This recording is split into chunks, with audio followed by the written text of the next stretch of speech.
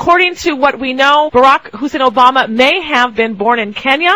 As well, the birth certificate that was provided by Barack Obama's campaign on the Internet is deemed by some experts to be a forgery, so the people in America want to know if indeed he is eligible to be the President of the United States. And leading one of these lawsuits is Dr. Orly Taitz. You can go to her website at www.defendourfreedoms.us. Welcome to the show, Dr. Orly Taitz. Thank you. Thank you for having me over.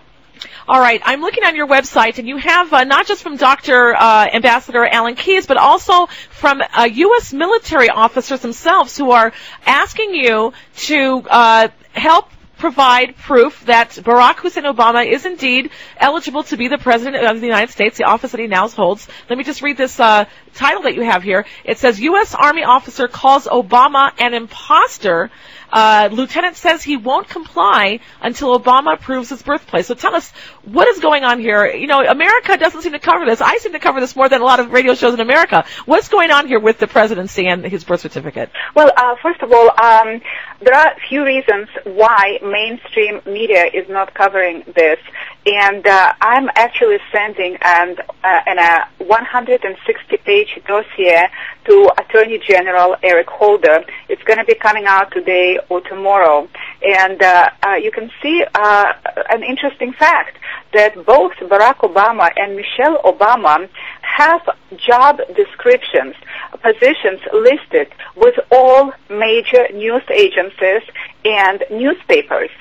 It's an interesting fact. You can what go, does that mean? Actually, what it means is that according to Interiors, it's a company, internet company that tracks job descriptions, positions with different companies. So there is a financial connection between Barack and Michelle Obama and numerous mainstream media outlets like CNN, CBS, Associated Press. So if there are financial transactions, that might be an explanation why anything negative or anything deeming him ineligible for presidency will not be covered. And my letter to the Attorney General will be going with a demand for official investigation, for appointment of a special prosecutor, just like there was a special prosecutor during Watergate. Now, in terms of the military, let me explain that Obama never had much support in U.S. military. He never served. He has submitted a certificate of selective service. This is a certificate that one has to fill out when he is 18 years old, saying that if there is a draft, he will be drafted. And if you don't fill out such a certificate, you are not allowed to hold a position in executive branch. You cannot be a president of the country if you never filled out such a certificate, if you never expressed your willingness to serve in U.S. military. Obama dragged his feet. He did not provide this certificate for quite some time. When it was finally provided, a statement was made by a retired federal officer that this certificate is forged. He is stating that Obama never actually submitted such a certificate, that this is forgery. I mean, there are a lot of very serious charges against Obama, many more than ever were against Nixon. And again, in my 160-page dossier to Attorney General, I'm posting a demand to investigate his certificate of selective service. Did he actually fill out one when he was 18 years old? And under what name? Because we have information that he went by a different name, Barry Soetoro, not Barack Hussein Obama. That his actual legal name is Barry Soetoro. If he did not fill out such a certificate, and the one that he presented is forgery, as this federal agent states, Obama cannot be the president. He needs to be removed immediately.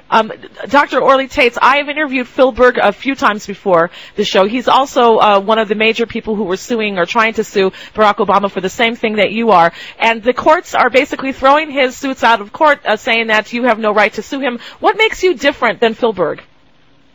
Well, the case that the Supreme Court heard that was filed by Phil Berg was filed on behalf of one person, Phil Berg, and the lower court stated that he does not have standing. What I'm bringing now, right now, I have 94 members of the military, and many of them are active military. The officer that you quoted, his name is Scott Easterling, and as a matter of fact, there was quite a lot written about him in the media in U.S. in the last couple of days. He is stationed in Iraq. He is risking his life on a daily basis. Some Muslim extremists are shooting at him. He can be killed any moment. And he is saying, I have standing. By God, I am risking my life based on orders of this man. Who is he? Is he even a citizen of the United States? And keep in mind that in order to be the President of the United States, you have to be a natural-born citizen. And what many people don't understand, that the most important issue is not actually where he was born, but whether both of his parents were citizens of the country. If you look at the definition of natural-born citizen, if you look at the legal treaties that existed at the time the Declaration of Independence was written, and the one that the Declaration of Independence was based on is the Law of Nations by Emeric de Vattel. It states, natural-born citizen is one that is born in the country to parents that are citizens. And this was confirmed just last year when McCain wanted to verify his eligibility. There was a decision made unanimously by all 100 U.S. senators. It was read by Senator Leahy, and it states that McCain is deemed to be a natural-born citizen because both of his parents were U.S. citizens, and he was born on a U.S. military base in the area of Panama Canal, which is the U.S. territory. That's what I meant. Yeah, and because Obama's father was in this country on a student visa, he was never a citizen of this country. He wasn't even a permanent resident. The guy never had a green card. Based on that fact alone, never mind where he was born, Obama is not eligible for presidency. Never was. And therefore, he needs to be removed immediately. He is a foreign national. He had a British citizenship based on his father's citizenship at birth. And later on, as Kenya became a sovereign country in '63, he became Kenyan citizen. And then when his mother remarried and they immigrated to Indonesia, he became Indonesian citizen. So all his life, he was a foreign citizen of Great Britain, later Kenya, and then Indonesia. He was never a natural-born citizen, regardless of where he was born. But aside from that, of course, there is no evidence that he was born in Hawaii. And we had volunteers go from hospital to hospital. There is no birthing file in any hospital in Hawaii. There are statements by his relatives in Kenya. Obama has shamelessly lied about each and every fact of his life. He stated that his mother lived in Hawaii in and around the time that he was born in Hawaii, and I have uncovered that that was a fraudulent statement. His mother, he said his mother was a student at the University of Hawaii and lived there.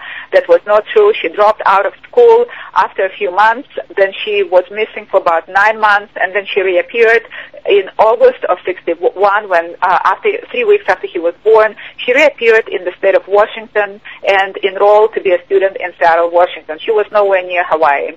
Aside from that, he said his parents got married in February of '61. No one has ever located any certificate of marriage. I mean, there is absolutely nothing this man ever says that is true, and it's laughable that he has the chutzpah of standing in front of the Congress and Senate and talk about transparency in government where he has sealed all of his records.